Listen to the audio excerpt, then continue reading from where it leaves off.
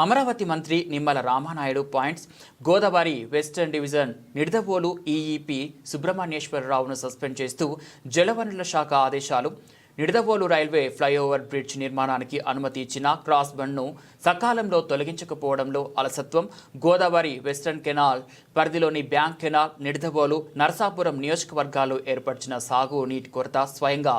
ఆదేశించిన పలు పనులు పూర్తి చేయకపోవడంతో ఈఈ సుబ్రహ్మణ్యేశ్వరరావును సస్పెండ్ చేస్తూ ఆదేశాలు జారీ చేశారు.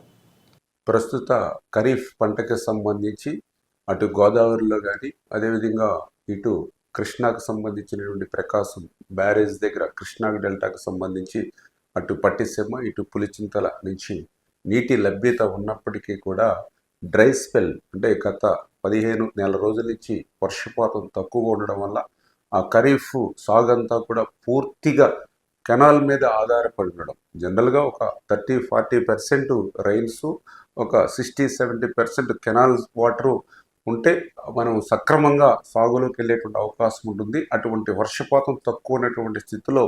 ఫుల్ ఫ్లెడ్జ్డ్గా కెనాల్ వాటర్ని ప్రతి ఎకరానికి అందించాలని ఎప్పటికప్పుడు మేము కూడా సంబంధిత జీడిఎస్ గారి అదేవిధంగా కేడిఎస్కి సంబంధించినటువంటి సిఈ, ఎస్సీ, ఈఈ క్రింద గ్రౌండ్ లెవెల్ ఏఈస్తో సహా ఎప్పటికప్పుడు మానిటరింగ్ చేస్తూ అటు గోదావరి డెల్టా కానీ ఇటు కృష్ణా డెల్టా కానీ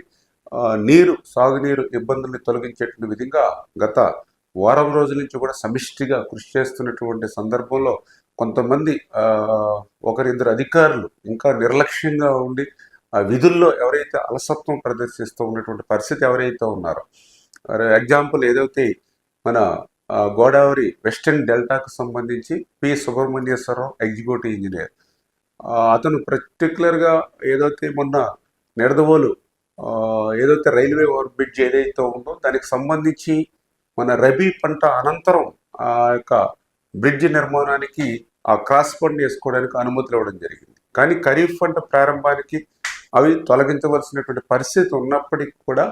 మరి నిన్న మా ప్రాజెక్ట్ కమిటీ అదేవిధంగా డిస్ట్రిబ్యూట్ కమిటీ వాళ్ళు తొలగించుకునేంత వరకు కూడా ఆ క్రాస్ బండ్ తొలగించకపోవడం వల్ల, అదేవిధంగా కాకరపురం రెగ్యులేటర్ దగ్గర వీడి కూడా అంటే మనుషులు నడిచేలాగా వీడి ఉన్నప్పటికీ కూడా దాన్ని తొలగించకపోవడం కానీ, బ్యాంక్ కెనాల్ మౌత్ దగ్గర కూడా డీసిల్టింగ్ విషయంలో అతను అశ్రద్ధ, ఎందుకంటే ఓఎండ్ఎం నిధులు విడుదల చేసినప్పటికి కూడా అంటే ఈ రకంగా విధుల్లో నిర్లక్ష్యం వహించి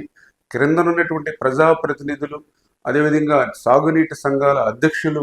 పదే విజ్ఞప్తి చేసినప్పటికి కూడా ఆ విధుల్లో నిర్లక్ష్యం వహించినందుకు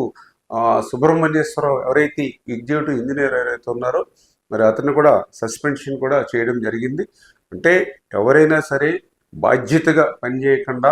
ఆ విధుల్లో నిర్లక్ష్యం వహించి ఏ రైతుకు ఇబ్బంది కలిగించినా కూడా మరి వాళ్ళ మీద సీరియస్గా మరి చర్యలు ఉంటాయని చెప్పేసి కూడా మీ ద్వారా కూడా తెలియజేసుకుంటారు.